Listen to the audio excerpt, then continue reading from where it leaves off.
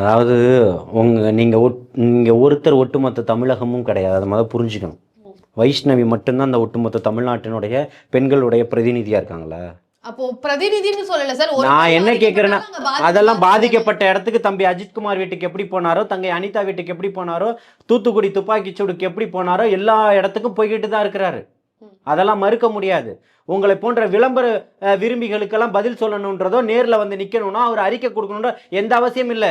குற்றச்சாட்டு வச்சிருக்கீங்க, காவல்துறையில் பதிவு செஞ்சுருக்கீங்க, உரிய நடவடிக்கை காவல்துறை எடுக்குன்ற நம்பிக்கை உங்களுக்கு இருந்தால் நீங்கள் போங்க.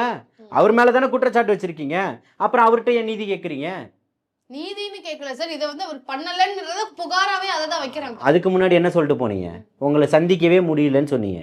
இங்கே பாருங்க, லட்ச மகளிர்கள் இங்கே இருக்காங்க, தம்பி தங்கைகள் இங்கே இருக்காங்க. யாராவது புகார் சொல்லிட்டு இருக்காங்கன்னு நினைக்கிறீங்களா? யாரும் வந்து இவங்களும் போல இவங்க அப்படியே நேராக வந்த உடனே அப்படியே தளபதி வீட்டில் உடனே அப்பாயின்மெண்ட் வாங்கி உடனே தளபதி உடனே அவரை இன்னொரு சேரை போட்டு உட்காருங்கம்மா, என்னம்மா விஷயம்னு இவங்க பேசிடணும்னு இவங்க நினைக்கிறாங்க.